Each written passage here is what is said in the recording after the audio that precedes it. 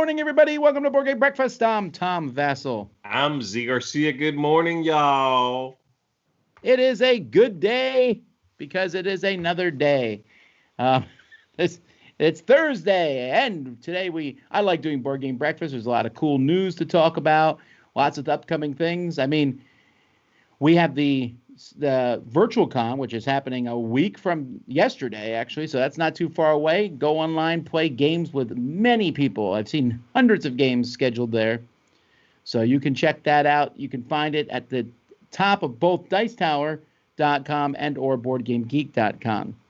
And then 2 weeks from Tuesday, like maybe I should just count the days. I don't know, like 11 days. This is the Summer Spectacular or something like that.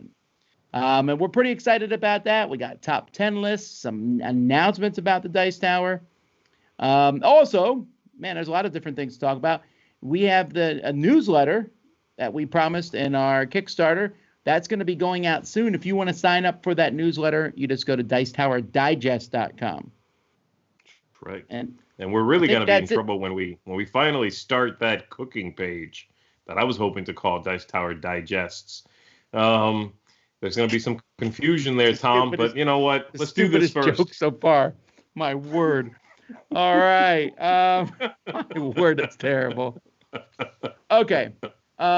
Folks, there's a contest going on. This particular episode is sponsored by FunForge and for their amazing game, which I really enjoyed, Monumental. Right now on Kickstarter, there's a new Kickstarter going on for the next expansion for it, African Empires. Monumental is a deck-building game in which you control, it's like a deck-building Civ-style game. There's a map with really awesome plastic miniatures, which my leaders are all now painted, happily. My daughter painted them and did a great job on them.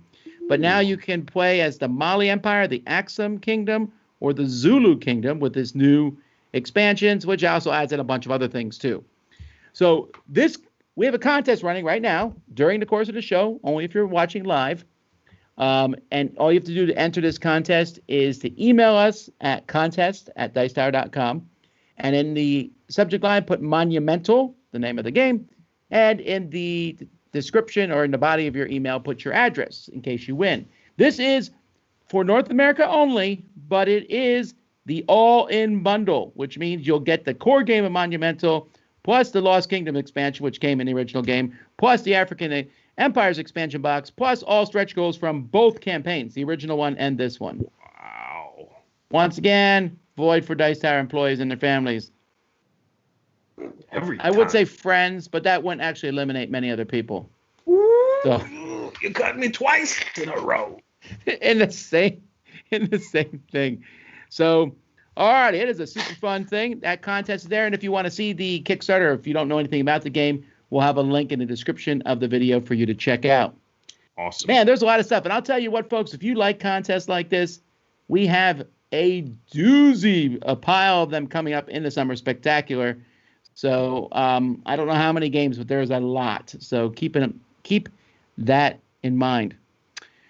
All righty. Well, I said there was good news. Let's talk about it.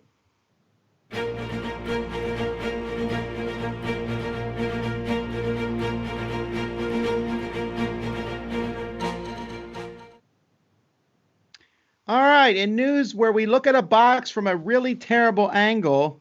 Yeah. Box rendering, Pokemon mind trading you. Card game. Why would they show us it at this angle? I don't know. It puts your eye level on the battle arena. I don't know. Yeah, I read about this. It says even if you've never played it before, this is a good way to get started. Also, we need more money, so we're doing this. So this is the card game? It's a starter set for the Pokemon trading card game. The card game. Yeah. So you get 360 card decks, a board, a game board, tutorial guides, a book. Okay. Cool. My daughters have mostly got out of Pokemon for the most part. They're now playing the actual video game. But my oldest daughter, Melody, is now subtly getting into Pokemon. It's confusing to me. But yeah, well, maybe she'll be happy about this. All right, let's jump to something cool. Well, soon. The Op and Asmodee are going to do licensed versions of Spot It. Now, Spot It has already had licensed versions in the past, or at least they definitely had NHL hockey. But with the Op's vast stable of licenses, you got stuff from Hasbro, Disney, Marvel, Nintendo, Warner Brothers, Cartoon Network, Fox, Nickelodeon, blah, blah, blah, blah, blah. Spot It's a great game for kids. Basically, you flip 2 cards over, and every 2 cards in the game have exactly 1 match between them. It's pretty neat. All right, here's, I think, my news story of the week, frankly, and that is there is a new unlock coming, Star Wars. And I'm normally not, I've been getting a little like yawn-tastic about the next Star Wars announcement. Yeah. You know, there was Star Wars Carcassonne, and even Star Wars Rebellion and Star Wars, what's the smuggler one called? The Outer Rim. Mm-hmm. Those are neat and all, but I wasn't like, howling at the moon about them. But this one I'm pretty pumped about, because not only has the Unlock series been getting more interesting as time has gone by, but it's very thematic, and this is where I think this theme could really shine. Right. Yeah. I'm interested to see what they do with it. That's not a match I would have in my head, but hearing someone else mention it as I did a few days ago, but hearing it here again, yeah, it just makes sense. I could totally see some neat scenarios. My only worry is I don't want to. I mean, in the cover here, it looks like they're actually showing stuff from the movies. I'm hoping it's like movie adjacent.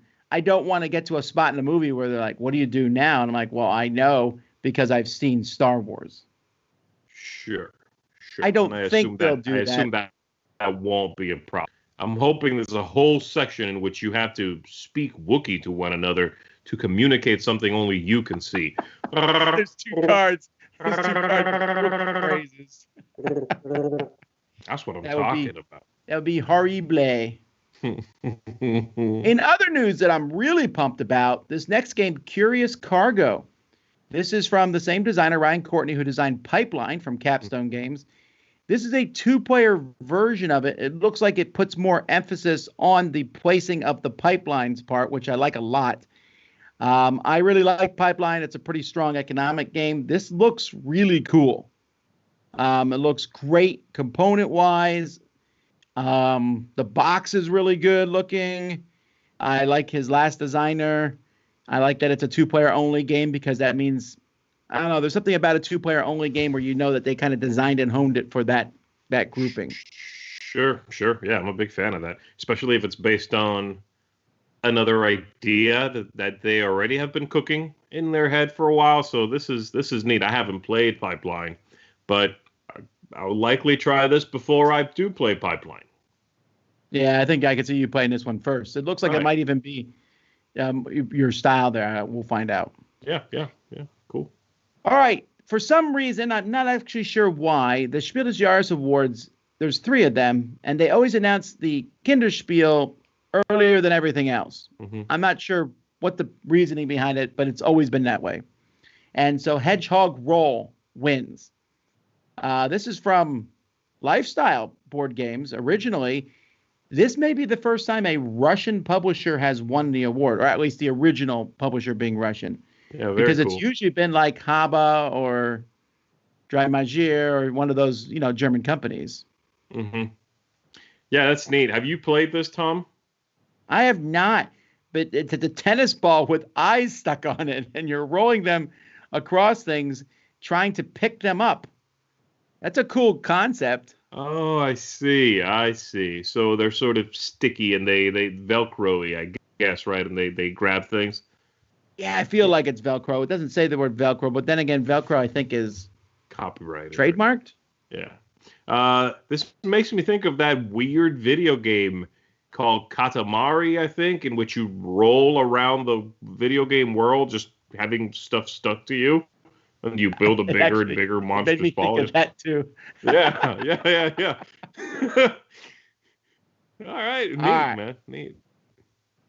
So on Board Game Geek, they often put up previews for various conventions. Well, all those conventions aren't happening, so they just now have a new game release preview, which is they're going to have one that's between June 1st and August 31st, September 1st and October 31st, and November to December. Essentially, Origin/Gen Con, Spiel, the Essen Spiel, and then Christmas. But that's cool. I don't mind that. I'm actually curious to see how this year is going to come across with board games being released, not necessarily all simultaneously. Mm-hmm. Yeah, they spread out because they have no need to be at a show and highlight themselves there and compete, Yeah, this is great. I'm looking forward to it. Geek. The rumors are true. Ginkopolis is going to be reprinted by Pearl Games. Mm-hmm. I went to get a copy of Ginkopolis for the Dice Tower Library, saw the prices, and said it's not that good of a game. It's pretty pricey, so I'll just wait for this reprint. I liked it. It's a very abstractish engine building game, and I know some people really like it. Steph Hodge, I think it's her favorite game from Board Game Geek. That's right. Yeah, that's right. Yeah, this one, from what I read, they are doing a new cover, which you see here.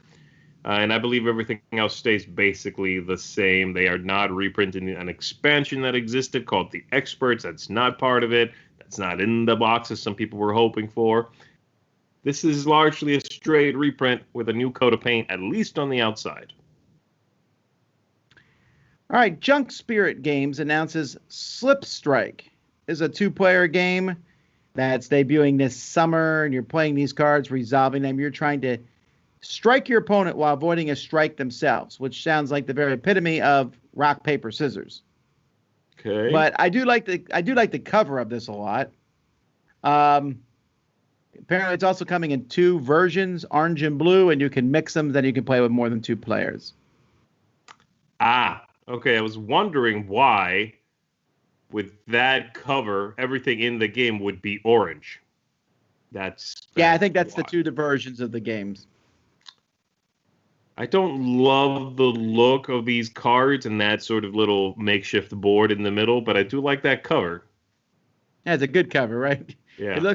If I were them, I might have even considered making it so you could flip it somehow, and it still works on the shelf. Sure, yeah. All right, in a Facebook or a tweet, I guess, Queen Games is teasing the City Collection for Stefan Feld. Not just that. Stefan Feld City Collection 1. That's true. So many cities. That's like a Queen thing to do, though. I know. They've always done that with their stuff. Here's expansion 1. Well, shouldn't we see if it sells first before we put the 1 on it? Future-proof. At least though, it's for me. If expansions are numbered, I think sometimes they're easier to remember if I've got them or not. Sure. Sure. Like Escape. Like, do you have Traps and Treasures? Yeah, maybe. I don't know. Yeah, there's very little information about this one here, but more Feld. It seems like again a combination of games. I'm hoping this is a clever, interesting concept, and not Stefan Feld's 504. We'll see. We'll see what this is. I think these are going to be expansions to other games. I don't know. Oh, okay. Maybe that's it. I don't know. Well, but they don't publish any of his other games. I don't know. All right.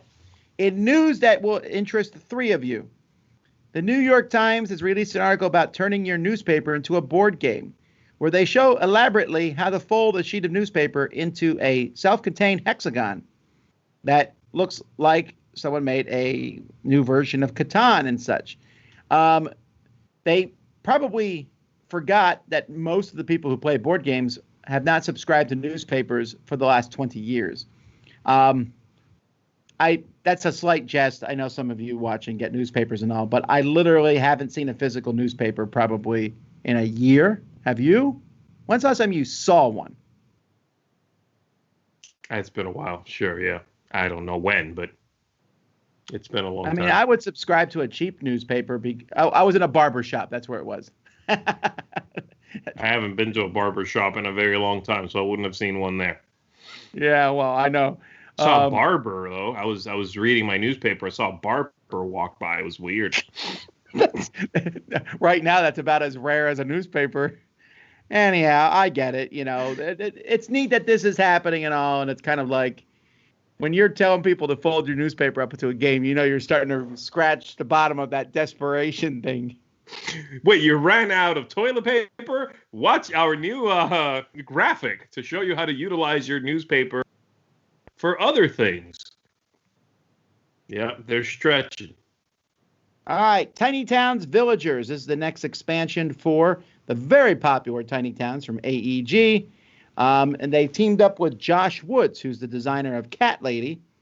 Oh. And so now there's different creatures coming there, and they're going to make skills, which makes it sound like you're going to have special abilities in this game. Have you played Tiny Towns yet? Not yet. I really feel like this would be one that's up your alley.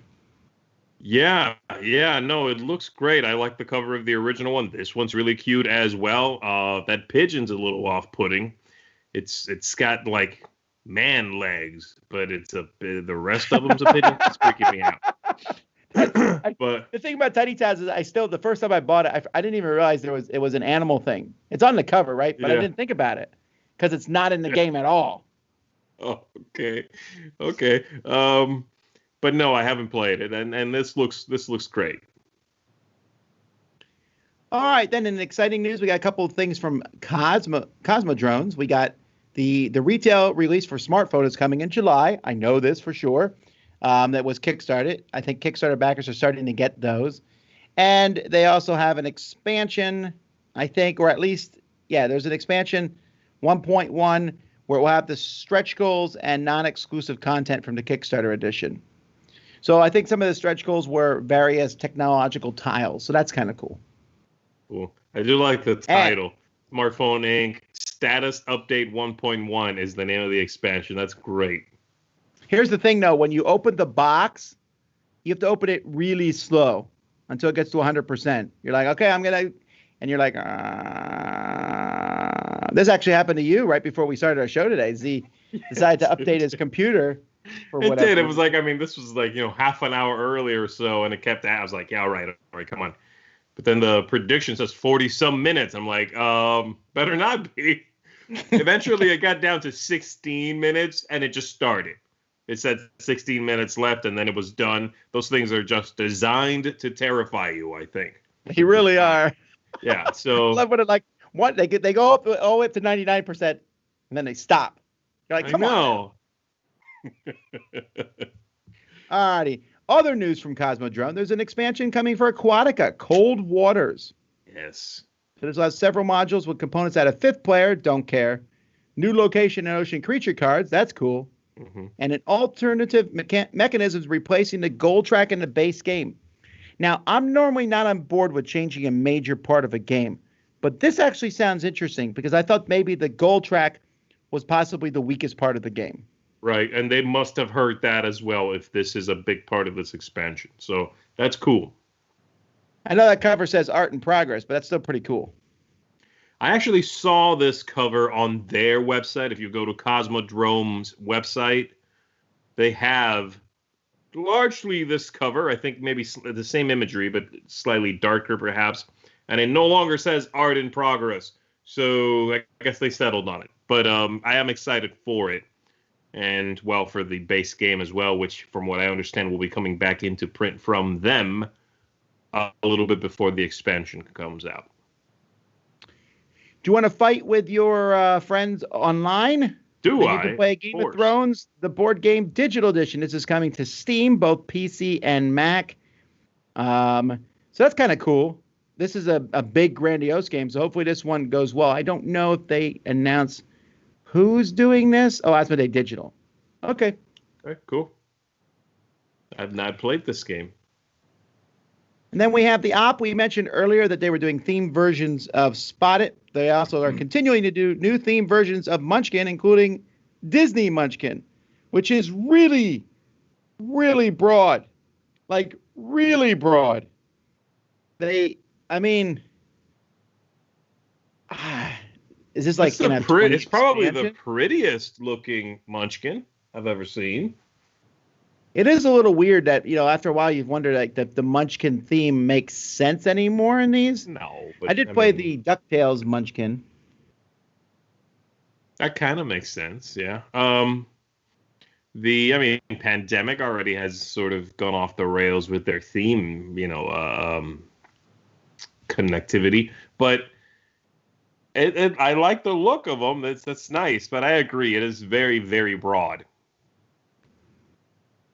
All right, our final piece of news announcement: Zombie Kids Teens.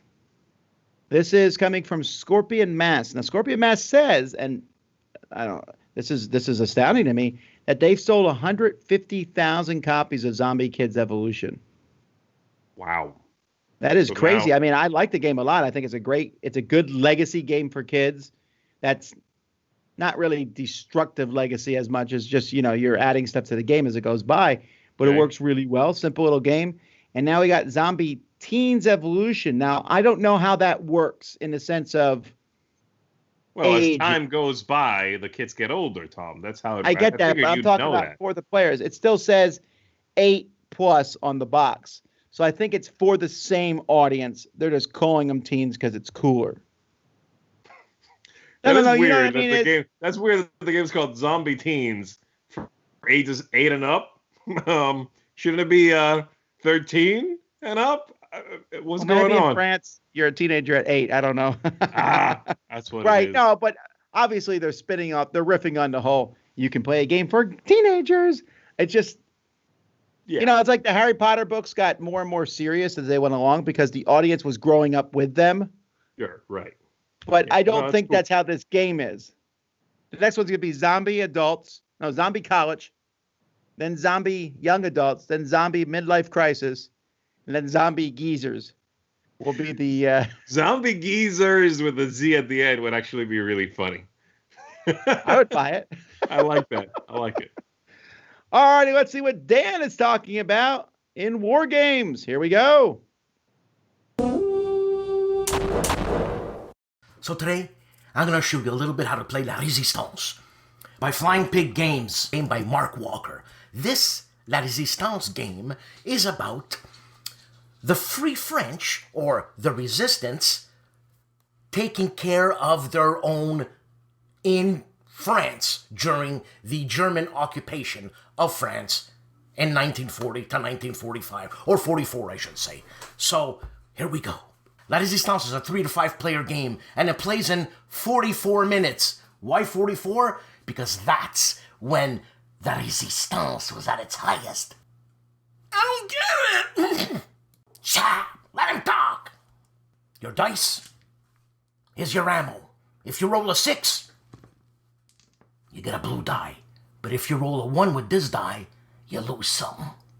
This is your passport. That's you. But it doesn't look anything like me. So this is Solène Delacroix, a resistance fighter. These are your glory points. The first person to get 12 glory points wins the game. She has a skill, just like in any RPG. And her skill is she's a demolition expert. So she receives a 5 die, a 5 bullet, per turn against any structure. This is her background. When she was young, she used to help her father in a construction company. Now she uses it to kill France's oppressors. These are your recruits, and you start at number 6. If you have no more recruits, you're dead. Whoever starts first pulls the event card. And you see that number 5 in black? Well, you can add up any die, white die, to get rid of that, because if not, you lose 1 recruit. If you have no more recruits, you're dead. So the heart of the game are these mission cards. So when you turn it over, and it's too bad for you, so you pulled out a Panzer Grenadier. Well, on the left-hand side, 2 dice. You gotta beat those. On the right-hand side, if you don't beat it, you lose 2 recruits. And what do you gain by beating this card? Nothing. You just don't lose 2 recruits. And sometimes, if you're lucky, you pull out a card that has recruits. Roll those 2 4s, and you gain 2 recruits. Life's good. Once every turn, you can buy C'est la guerre cards. How do you do that? You spend a 6. And you get good stuff that happens to you, bad stuff that happens to everybody else. And so, it passes on to the next player, and the next player, and it goes on, and in 44 minutes, 44, what a sense of humor he's got. In 44 minutes, the game is over, you had fun! 44 minutes, you learned how to play a war game, you're a resistance fighter, you're fighting against a Bosch. What are the Bosch? Well, the Frenchmen used to call the Germans the Bosch. Bosch, I don't know, hard head. What can I say? Anyways, pick this game up. La Resistance by Flying Pig Games. Lots of fun. 44 minutes, man. Gone. Good times.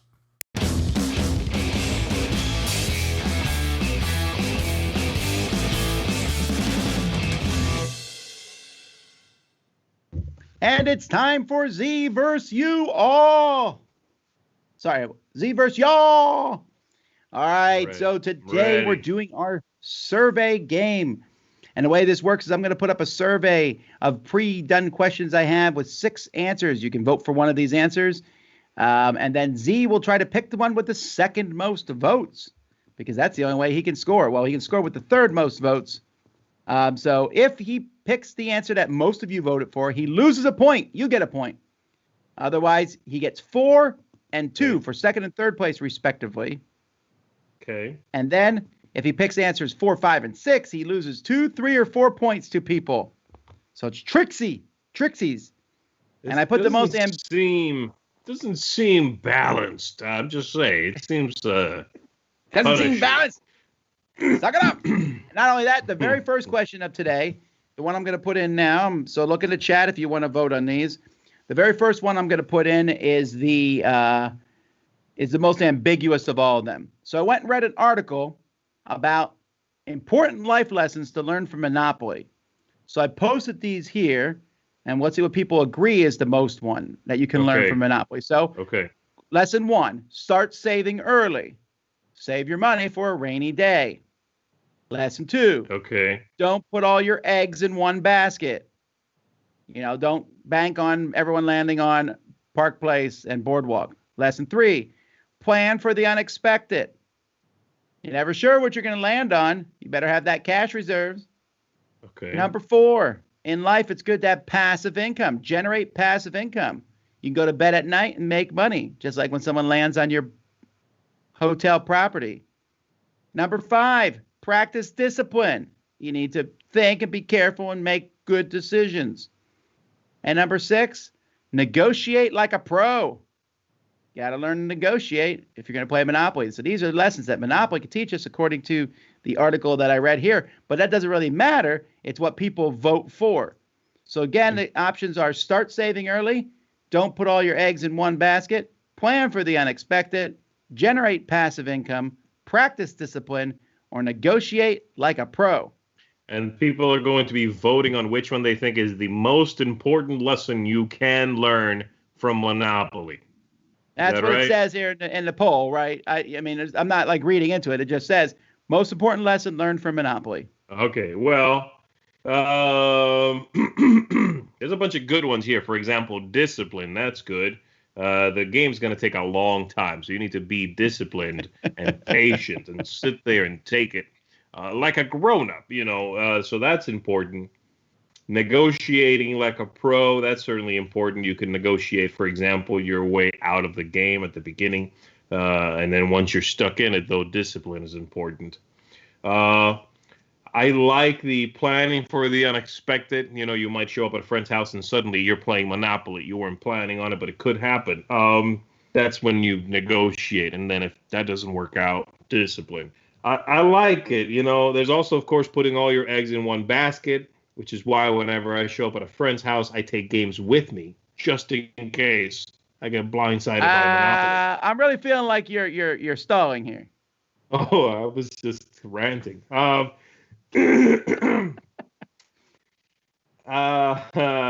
go with what's number 1? Save early, sure. Number 2, discipline. Number 3, plan for the unexpected. Maybe. Number 4, eggs in baskets. Number 5, passive income. No, that's 6. Number 5, negotiate like a pro. So I'm going with, discipline. That's going to be my number 2. All right. Discipline. Let me get that down for you there. All righty. Okay. The number 1 answer by only 1 vote was negotiate like a pro. Okay. And that barely beat out generate passive income. Oh, I'm bad. Those were my two bottom.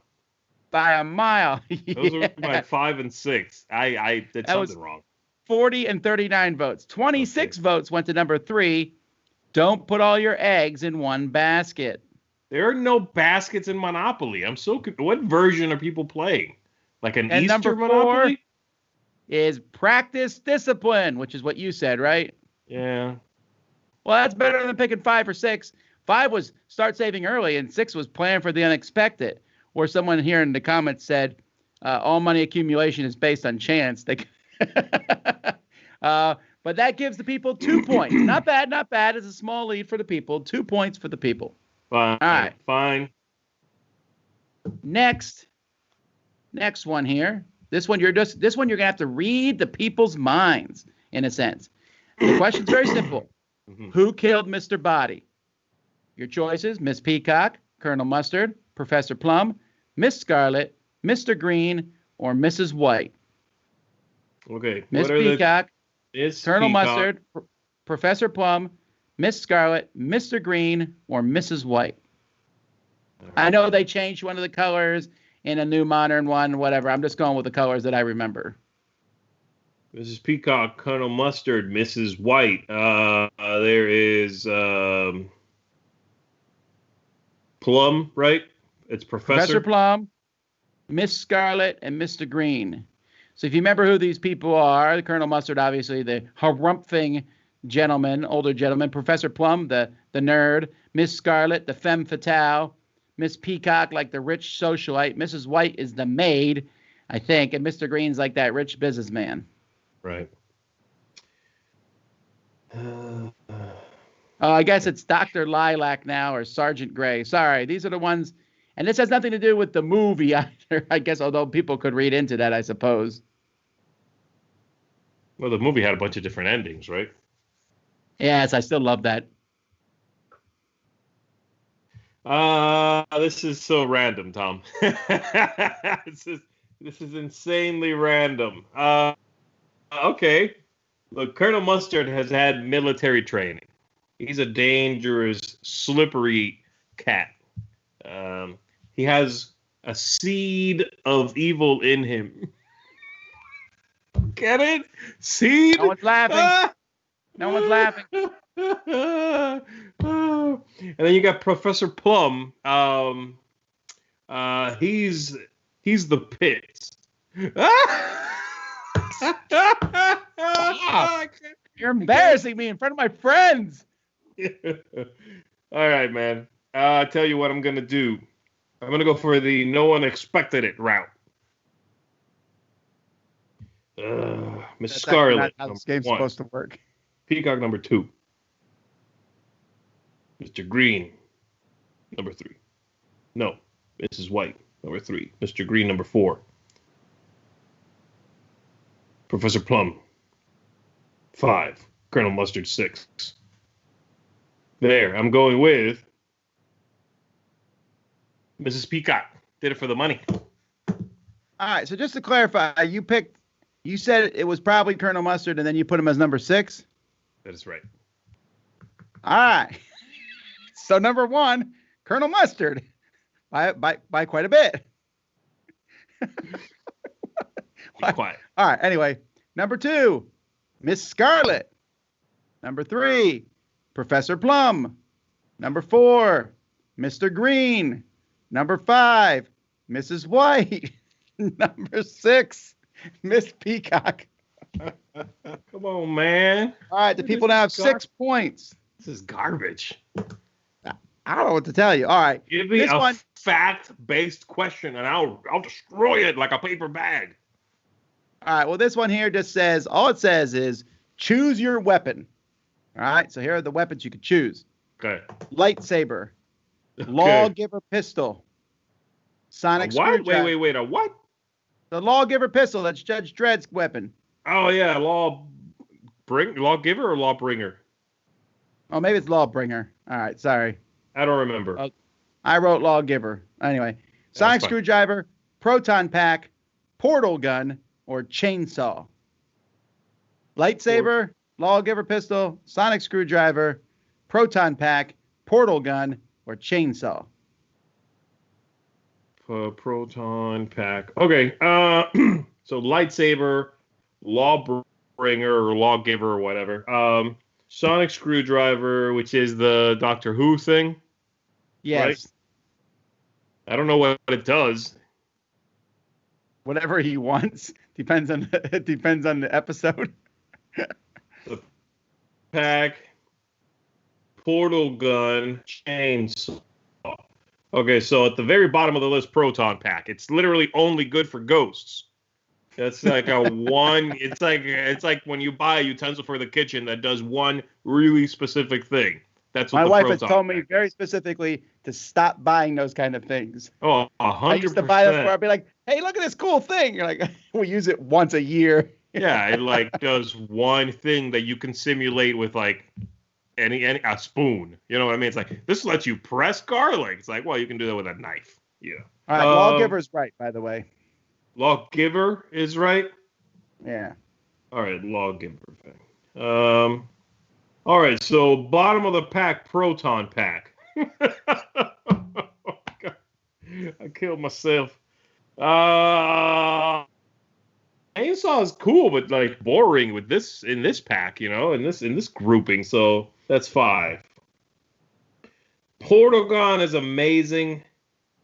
Sonic screwdriver goes next. It's not specific enough. You know, it makes you work hard to imagine it. Then I'm gonna go with lawgiver is gonna be 3. Then 2 is portal gun, and 1 is lightsaber. And I'll eat my hat if this isn't pretty close to exact. All right, we'll start with number 6. Actually, there is no number 6. There's a tie for number 5 between the proton pack and chainsaw. Bam! Number 4, lawgiver pistol. Okay, that's slightly off. Number 3, sonic screwdriver. Those two are switched. Okay. Number 2, portal gun. Number 1, lightsaber. Oh, by a mile. Goodness. That is called wrecking it, Tom. I got like 18 points for that. That's 4 points for you. Right. The score is the people have 6. Z has 4, but he's back in the game, and there's still 3 more questions. Give me more weapon-based questions. I'm good at those. Apparently. All right. Which of these movies needs a great board game? All right. So the movies are The Goonies, Beetlejuice, The Never-Ending Story, Willow, Gremlins, and Bill and Ted's Excellent Adventure. Soon to have a sequel. Did you see the trailer? Yes, I did. The trailer did not win me over, and I love those movies a lot. Yeah, I don't know. Ted just looks really old. They're old, man. They are old. I feel kind of bad. That trailer made me feel like maybe you guys waited about like 10 years too much. Yeah, I wonder. I mean, hopefully it's good, but I love Keanu Reeves, but I don't know. That trailer did not win me over at all. Okay, so The Goonies, Beetlejuice, Never-Ending Story, Bill and Ted, and I missed 2 between those. Willow and Gremlins. And Gremlins.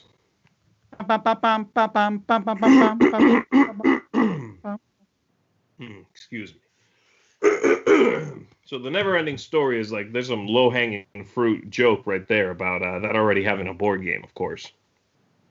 It's a legacy game.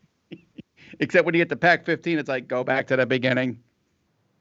I know The Goonies is very beloved.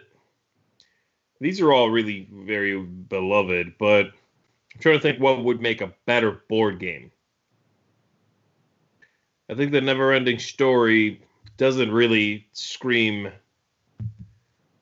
board game to me. It might be too linear. Beetlejuice would be interesting. Gremlins, I could see being some sort of cooperative game. Bill and Ted, if they do some crazy time travel and the movie's coming out, that's going to get my number 1 spot. Bill and Ted gets number 1 right now. This is hot. All right. Then I'm going to go with The Goonies. I know has a lot of love. I don't really not for me, but I'm going to put that at number 2. And then I'm going to go with, of all the other ones, it's either Gremlins or Willow first, I feel. So I'm going to go with Gremlins at 3, Willow at 4. Beetlejuice will be the bottom spot, and then Neverending Story. Let's go with that. So I guess the Goonies, and I hope I'm near the top. All right, number 6, sadly, is Willow. That movie probably needs to be remade, I would guess. Number 5, right. Beetlejuice. Number 4, Gremlins. Number 3, Bill and Ted's Excellent Adventure. That was number 3 by 1 vote. Number 2, it is. For all the money, the Goonies. The Never-Ending Story. What? It's Goonies in number 1. Well, you were super close, but you still give a point to the people. Man, 7-4. That's okay. Right. You can still do this. Now you're going to have to determine how people feel about food. The question here is, the most important meal of the day is breakfast, brunch, lunch, dinner, daytime snacks, late night snacks. What? Okay, breakfast, lunch. Breakfast, brunch, lunch, dinner, daytime snacks, late night snacks. And the question is, which is the most important meal of the day? Yes. According to the voters, of course. Sure. All right, so late time snack gets the bottom. That's supposed to be bad. Breakfast is supposed to be good. That gets the number 1 spot. I'm just ranking the rest of them. Brunch is stupid. That's 5. Pick a meal. Don't invent a meal. That's just a big snack. No, it's really just late breakfast.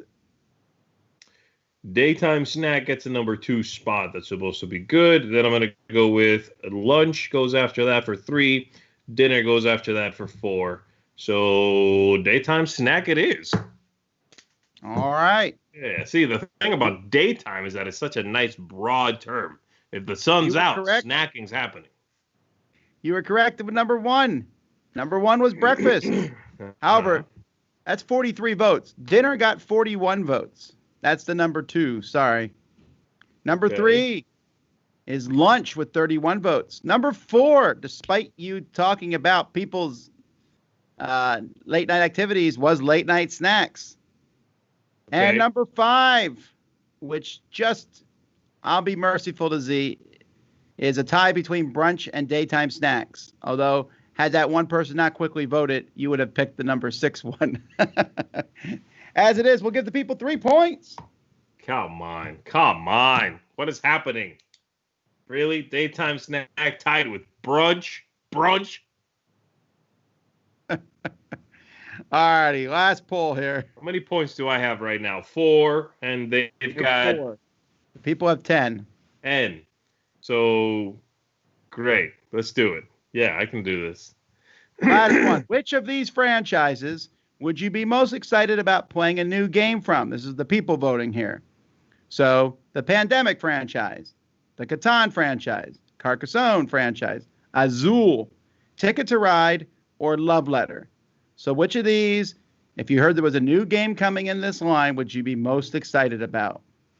Pandemic, Catan, Carcassonne, Azul, Ticket to Ride, or Love Letter? Okay. So I'm guessing here what you're going to let me do, Tom, is pick 2 answers, right? So that I can actually tie people up with the 2 and 3 answers. I will allow you to pick 2 answers, but remember that you give points to the people too. It's a risky thing. It's an all-in kind of move. You're fine. I mean, 2 and 3. Yeah, if I pick 2 and 3, go for broke. I go for it, right? And then I tie them up, and the tiebreaker goes to the defender. I don't know what you're defending, but sure. My title, man. I'm defending Brunch's honesty. Gosh. Okay, so Love Letter people are over. That's it. You've had your time, Love Letter. We're sick of you. It's the same old thing. You're done. The other ones all get love. Catan is going to be my 5, I think. It's people have seen a lot of Catan also. And I am thinking Pandemic is still 1 or Azul. I don't know. I'm trying to figure out there where the love is at. I'm going to go with Pandemic number 1, Azul number 2, and then it's just between Carcassonne and Ticket to Ride. I'm going to go with Ticket to Ride gets the 3, Carcassonne gets the 4. So my 2 answers are Azul and Ticket to Ride. All right. Let's go. By a mile, number 1 was Pandemic with 66 votes. That's right. And by a mile, Love Letter was 6 with 8 votes. I'm killing it so far. I have to point out, though, you said you're over Love Letter. The new Infinity Wars Love Letter is pretty good. Really good. Yeah, but I don't think anybody was like clamoring for it to happen. I'm just saying. Got it. All right. Number 5 was Catan. You got all the numbers right, by the way. So far. And we have 3 left. Carcassonne, Azul, and Ticket to Ride. That's right. 20 votes, 23 votes, 26 votes was the spread here. Number 4, Carcassonne.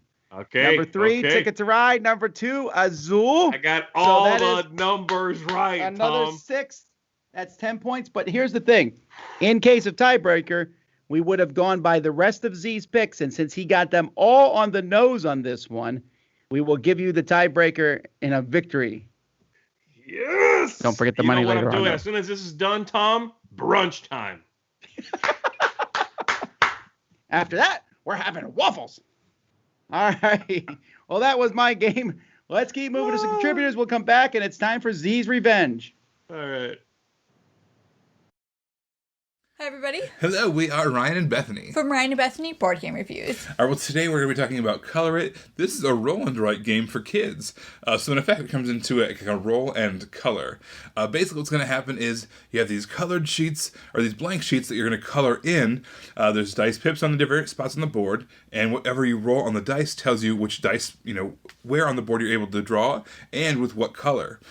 So it's a really relaxing game. It's really chill. It's fun for the whole family. Yeah. It's like cheesy to say. Like, it's fun for the whole family. But it is fun for the whole family. It is fun for the whole family. I just think that this game is really relaxing. If you're one of those adults that likes adult coloring, those like really intricate things, but you want to do something with your kid, this is your game. I just thought that when I was playing it and when our daughter was playing it and we're coloring it together, it was just really peaceful and it was a really soothing game to play because you're just coloring, but you're coloring with a purpose. Yeah, there are 2 rule sets. There's kind of a beginner rule set that we were able to play with our 3-year-old. She's kind of first starting to grasp that stuff. And then there's a more advanced rule set that we use. It says 5+, but we use it with our 7-year-old. It's kind of a little bit more restrictive of how you can use the different dice. But speaking of our 7-year-old, I think she has something to add to the conversation. All right, I took over. Ha, ha, ha, ha, ha, ha, ha, ha. This is going to be my show. So, Dad asked me the yada questions. All right, well, first of all, what game are we talking about? We're talking about Color It. There's pencils, there's dice, there's a rainbow, there's pencils and dice, and you get to color the rainbow right there. You get to color the flowers. You get to color some houses and some air balloons. All right, what's your favorite part about this game? The turns and colors. Is it nice and relaxing for you? Yes. All right. Anything else you want to say to the people before you say goodbye? God, you never just saw. Oh. Tip it over.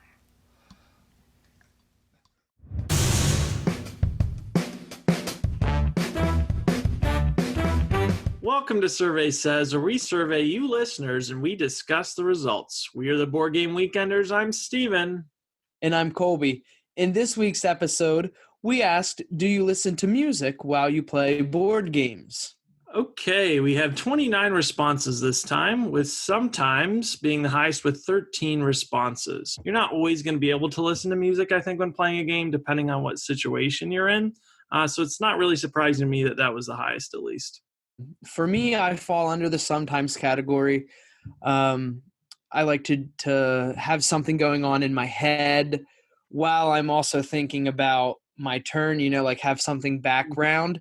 And so I think this is more of a question that kind of deals with the way that maybe you process information. Some people don't want any sound at all when they are processing information, and you are processing a lot of information while playing board games, and so they would probably be upset if they're listening to music, or they wouldn't be able to concentrate as much, whereas some people on the other hand like to have that sound. Yeah, I think for the people who listen to it always, it does help you get into the theme of some of these board games, having it on. It just makes that experience like heightened that much more from it. But yeah, for Rarely and Never, I could see how, some people just don't want that kind of extra thing. You might not have a stereo or speaker handy, all the time to have it on hand.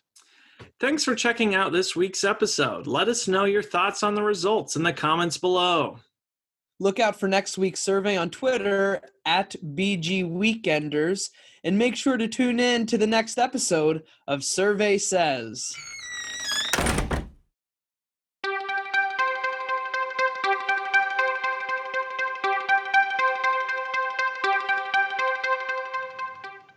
Hello, everybody. Welcome back to 20 Questions. Tom, I've got a game here picked out, and you are going to try to decipher said game with help from the audience. You may only ask me questions that the audience poses for you. I've got here the poker chips. Most of them will do nothing if you choose to flip them, but the others, the half, will give you a bonus or possibly a penalty. So here we go again, folks. Wait. Oh, never mind. Okay, I got it. Never mind. I thought you were saying that those bonus chips gave me a bonus or penalty. I was like, wait, that's a new thing. Oh, there's penalty chips. Got it. Correct. Well, as far as you know, there's some bonuses, or maybe I removed them all. You don't. Let's do this, people. I want the questions fast and furious. We're going to just go through this quickly because we've just been crushing Z except for 2 times ago. All right. I'm not going to ask questions on specific games yet. Is it co-op, says the Better Half Reviews. It is not co-op. Here's your first chip. All right. I'm skipping the first chip. The spinner sounds. You're skipping this one. I am. There we go. All right. That's a weird question. I'm asking it. Corlu says, does the cover have more than 3 main colors? Yeah. Yes. Okay. Flip that chip. Oh, it's a -1, Tom. I blame you, Corlu. It's so early in the game, though. I'm going to give you a possibility to get out of this, Tom. Wait. It's a one-time special ability. I'm going to allow you. You can have the kid number 4. Oh, sorry. All right. So here's how this works. Make a true statement about the game, and you get to keep the chip this would destroy. Make a false statement, and it will destroy a chip. There must be some deal of specificity to this. No. Make a true statement about this game. Now, I'm not going to cheat here. There's too many ways around this, like devil's bargain here. Like I could say something like Z owns the game or blah, blah, blah.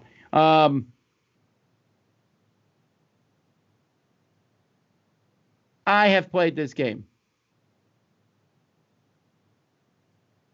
I have no idea.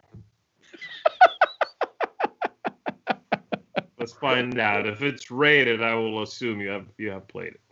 That's Otherwise, true. There's a few games in a database that I played but not rated, but not many. Indeed, you have played it, Tom. You have saved your chip from death. Guys, we're narrowed down to 6,500 some games. All right, next up. All right. It's a one-time special ability. That's it. One time. I should have been more specific. All right. Are there people on the cover, says Jasmine? No. Flip it. Oof. You saw me shuffle. That's a -1. I see magicians do a lot of things that I then find out later are lies. Once this is done, I'm cutting a person in half. You're down 4 questions. And your information so far is that you've played it. Why are you asking these really crazy specific questions? I'm asking them, and you'll regret it. Okay, Jason wants to know, does the game have a soundtrack? What? I already wrote no. Flip the chip. That is a 5, Tom. How about that? What a good question, Jason. Here you go. I'm going to tell you. Where did my sheet go? There it is. 1 truth, 2 lies. And that's going to be your bonus for that 5. Number 1, the box has a peculiar shape. Number 2, the box is largely white. Number 3, the box front does not show the title or designer.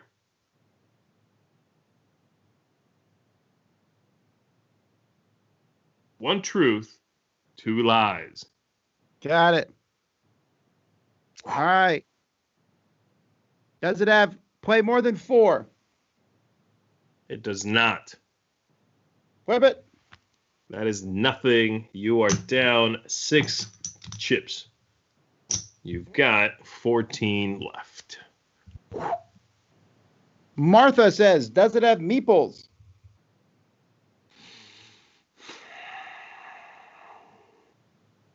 No. All right, flip it. Nothing. 13.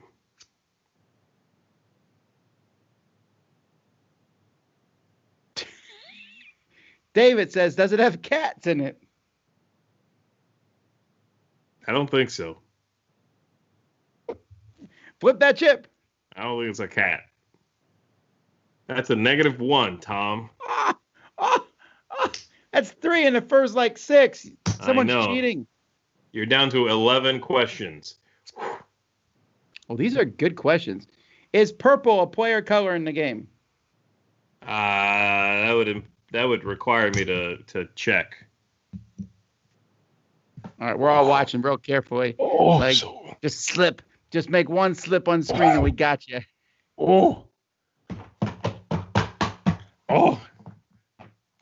Shh, everyone just let's listen. Yeah, it looks purple. Yeah. Oof. Okay. Good question. Flip the chip. That is a nothing chip. 10. Can you play at brunch? Raven wants to know, is it fantasy themed? Yeah, I'm gonna go with yes. All right.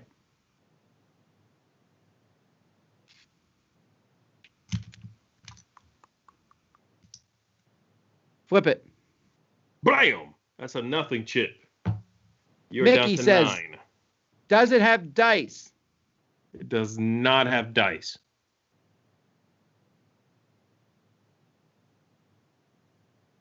Flip it. Ooh.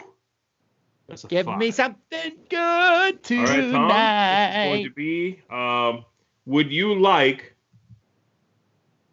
to guess a letter or spin for a letter? If you guess for a letter, I'm going to give you 3 guesses. As soon as you get a letter in the title, we're done, and that's your letter. If you don't get a letter at all in the 3 guesses, you burn another chip. Would you like to spin for a letter or guess a letter? No way. No spinning. I'm going to guess the letter. First letter I'm guessing is Y. Because that's the rule I came up with. I mean, that's just what I'm... Oh, you mean like that's the letter Y. That's why the sentence was first letter, not first thing I'm going to say is Y, because that's another long conversation we're going to have later. What's on second? There is no Y in the title. You're down to 2 guesses.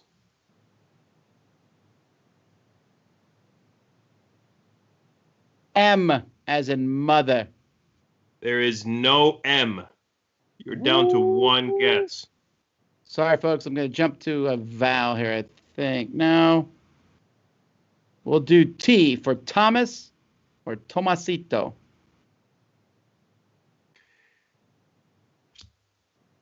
There's no T. I don't care. That's 3 letters we got out of the way.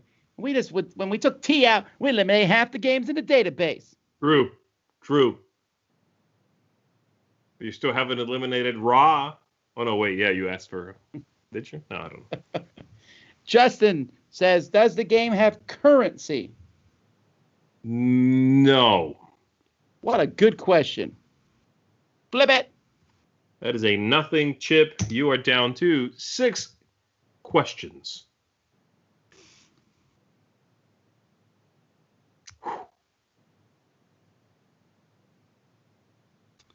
Are there wooden cubes in the game? Says a Vectric. Ooh. There are no wooden cubes. Flip it.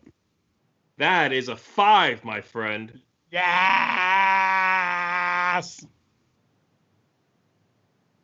How do you want to do it? I'm giving you the same option again. Really? Give me that to me again. Well, obviously, this time, the risk goes up each time. The first time you mess up, you're risking 1 extra chip. Now you're risking 2. I don't care. To get another letter is worth it. All right. You got 5 left letters here. Yeah.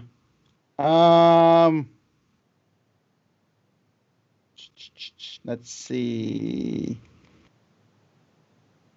I'm waiting to see if I get a letter from the people. I will take the first letter. Oh, R. There is an R. Woo! No risk, no reward. R. Risk, reward. Rado runs rivetly. All right. Rapidly, you mean? Ridiculously. What do you got? You've got, Tom, 5 left. And you know some things. You know some letters are out, some letters are in.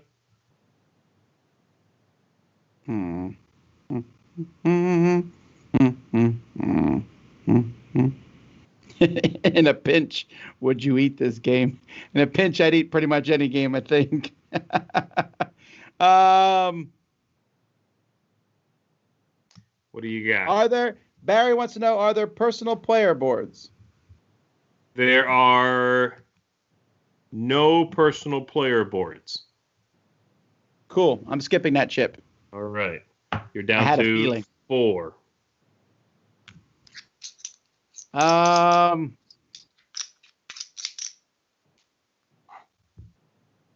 Folks, just as a heads up, I never ask questions referring to the letters or the number of words because I feel like that's cheesy. As far as you know, Stefan wants to know, is there a digital version of this game? As far as I know, there isn't.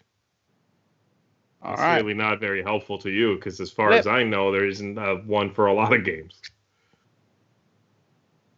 Flip it. That is nothing. You're down to 3.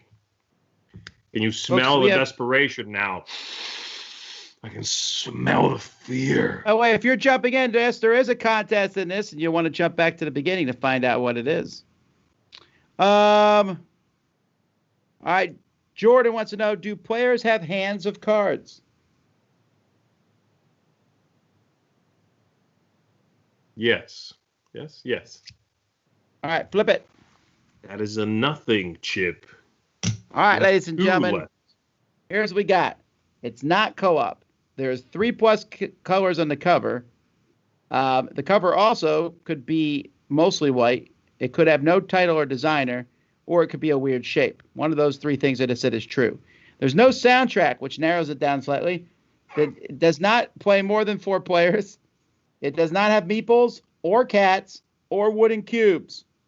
It does have fantasy and purple players, though, but sadly has no dice, currency, personal player boards, or a digital version. But happily, you have a hand of cards. The letter R is in this game. I think I'll change my mind about the meeples thing. I think I'll say that it has meeples. I'm gonna change my mind. I never asked that question then. All right.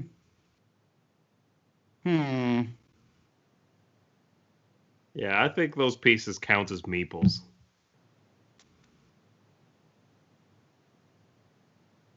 You should be scared. We're gonna guess games at this point. Okay. Oh, that's a bad idea. You haven't even asked me about the size of the game. No. You haven't asked me about anything. All right. First guess is Everdell. No. All right. Nothing, oh wait, I want to see the chip. Oh, okay. You have one more. I thought that was a good guess. Oh, Everdell does have currency, I guess, sort of. No, those are points. No. Right? We're talking about resources. That's not currency. No, I would have said no to that. Money? No, there's no money in that game.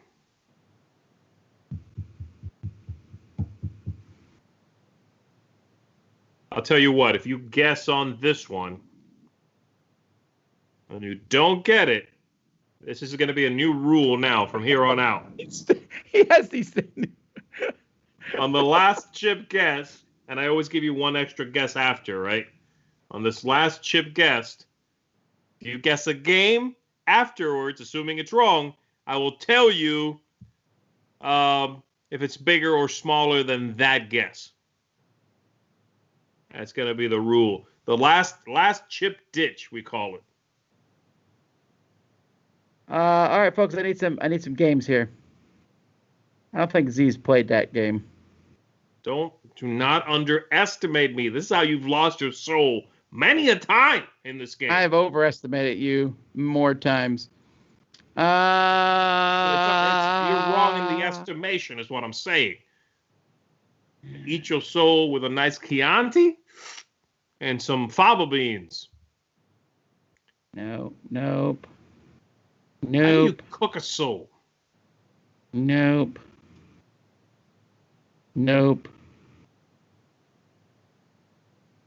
You steam it. Nope. No one's giving me like games here. Fine, that's the second person to say that. We'll say it. Junk Orbit. Junk Orbit? This is smaller than that. Well, it comes in a weird shaped container. It does. That's enough. Did I lose? It's the last one. Hey, the two that I skipped were either one of those fives? I don't know. I didn't look, but it looks like it was. Yeah, the very first one was. All right, Tom, you got one final guess. I'm not feeling so good for you here, buddy. I don't think you're going to do it. I know I joke around at the whole, I'm going to eat your soul, this and that, and it's all just in jest, but it's not a joke, folks. I'm a shriveled man. I think this is it. I think I'm about to lose. Oh, everyone's shouting no T in the title. I appreciate that, but y'all didn't say any titles either. So, yes, I get it. Junk Orbit has a T.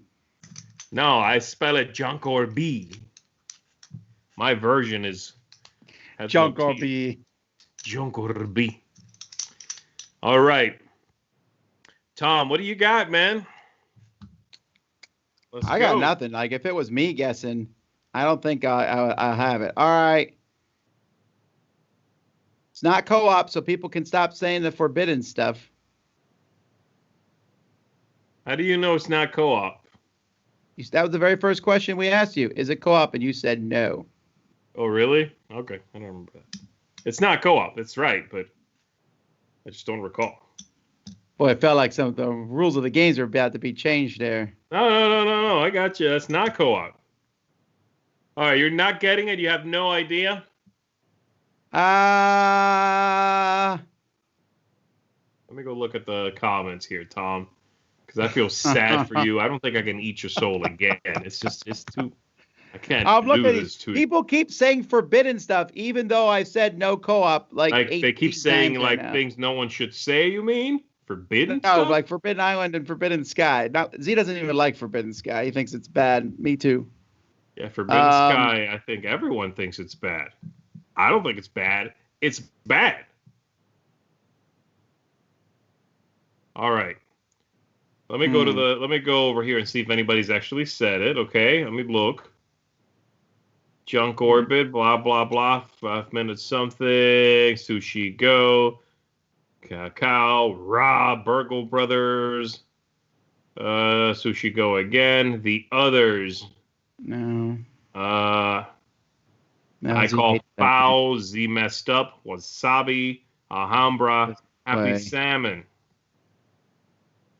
All right. Hey, you hate Happy Salmon. So nobody seems to have said the game yet.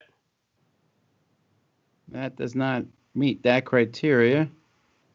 I'm going to start spinning on this thing until somebody says the title, and that person will win. Okay, that's true. All right, so we're going to call it a loss because we don't know. So now let's see how long it takes us to figure it out with letters. We have an R so far.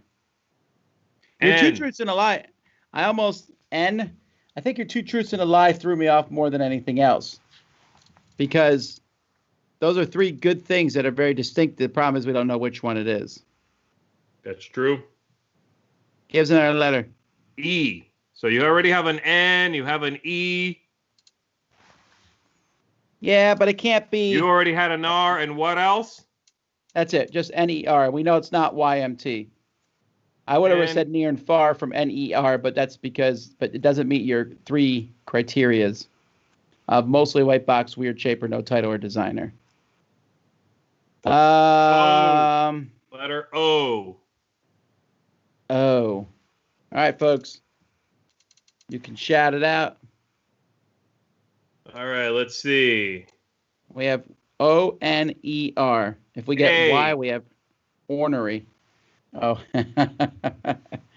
A. Ornery. Hang on. Let me think. No, that can't be right. D.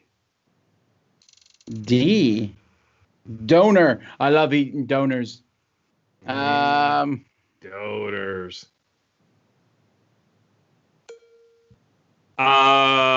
Another R. Oh, there's two R's. There are two R's. Now people are saying ridiculous stuff. Or Nerem. Another D. Well, someone said Odin's Ravens, but I don't know if the new one has the name on the cover or not. It is not that. If I see somebody say it, I will stop. Yeah, nobody said this. That's crazy. That's how hard you are. N. That's difficult. And that's the second N. There's two N's, two D's, two R's.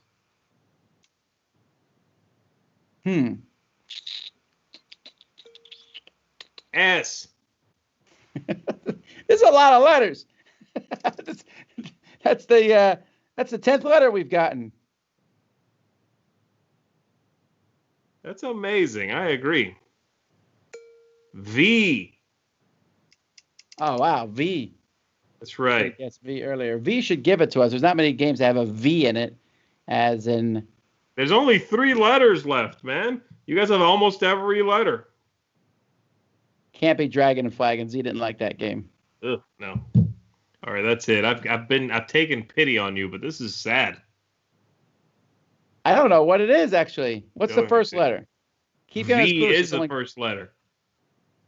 Well, you don't like Vindication. First letter is V, as in victory for me. Huh. You have all failed today. That's right. That is not. That is correct. I'm waiting till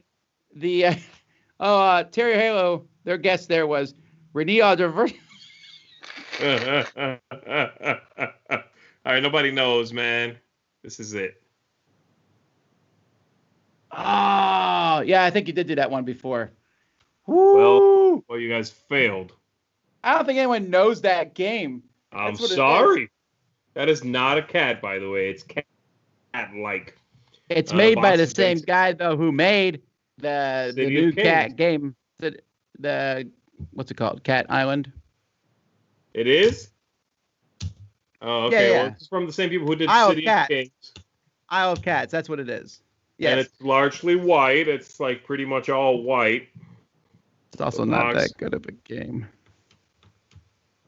I like it a lot. I think it's a good tile laying kind of game, but it's cards. The tiles are cards. You guys, I feel sad and ashamed to the point that I'm doing a different game next week. I can't. How much soul can I eat? I gorge and gorge, but you're mad at this. I got a lot of soul, baby. All right, let's go to our contributors as we smart from our loss. All right. Hey everyone! Today on 2 Minute Mini, we're turning Garen and Gretchen of the Mages Guild from Wildlands from this into this in just 2 minutes.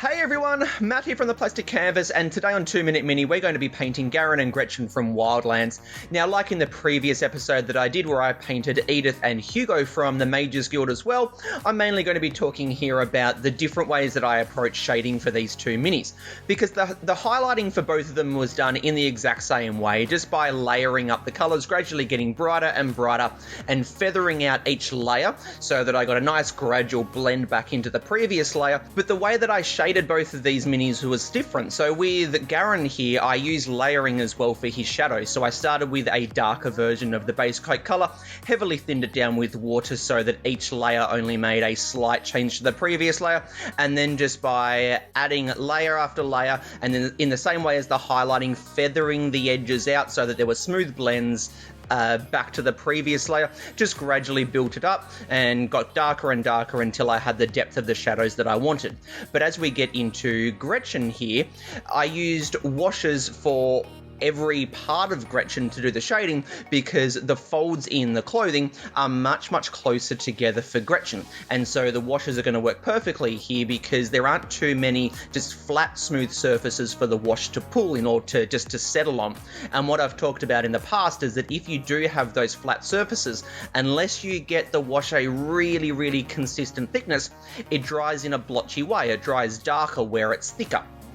So with Gretchen here, because those folds were closer together and there were a lot more of them, the washes worked perfectly because there were lots of places for the wash to flow into, but not so much with Garen because they were more gradual folds that were a bit further apart where those blends were a lot more important. So as I often say, when going to do your shading, don't just automatically go for washes, look to see how close those recesses are together. So if you'd like to see the full version of this video, head over to my channel, The Plastic Canvas, and I hope you enjoy your breakfast.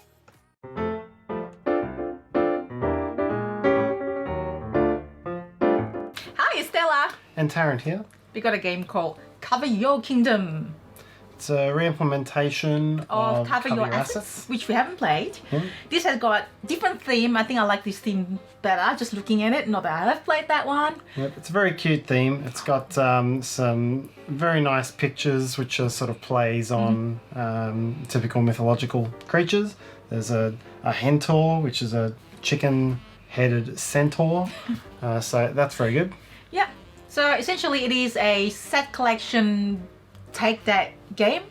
Yeah. That's it. So kind of like a family thing. Hopefully, the children don't fight over each other, stealing each other's creatures. Yep. Yeah, it very much reminds me of that sort of light card game that I would have played growing up. Sort of, similar level to Uno, really. Not the same card play style, but the way you it's a lot of take that from each other. It's a lot of trying to steal each other's points. You can hold cards to mitigate it, or sometimes you just have to wear it because you just don't have the cards. It's not the ideal two-player game. This probably works better in higher player counts because it plays 2 to 8 players.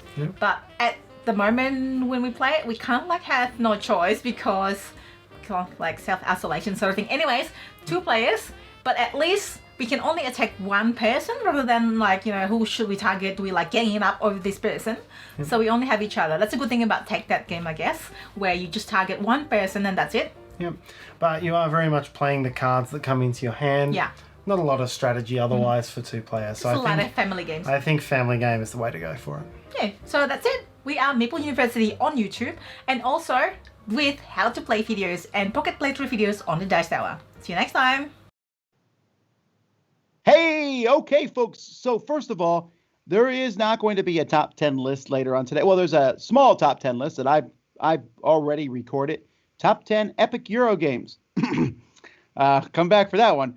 But we have, and that's because we're working on in 2 weeks for the Summer Spectacular. There will be 5 top 10 lists in a row. So, in a row, as in one day after the other, not literally. Oh, could you imagine if we did 5 in a row? By the end, we'd be like, cannot imagine that. It's a long 5. day.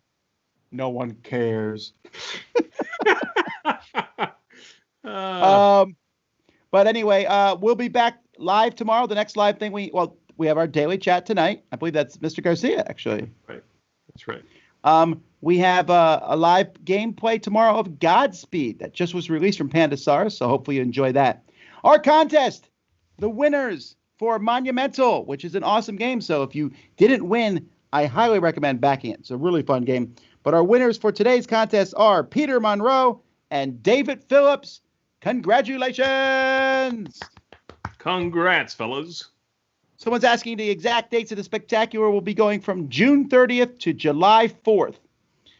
The Virtual Con starts next Wednesday. So there's still plenty of time to sign up for that. And you can go in there and hunt games and mess around and look around at it now. All righty. It's been a good time spending time with y'all. Thanks so much for watching. Until next time, I'm Tom Vassell. I am Z Garcia. Thanks, everybody. Have fun gaming. Bye-bye.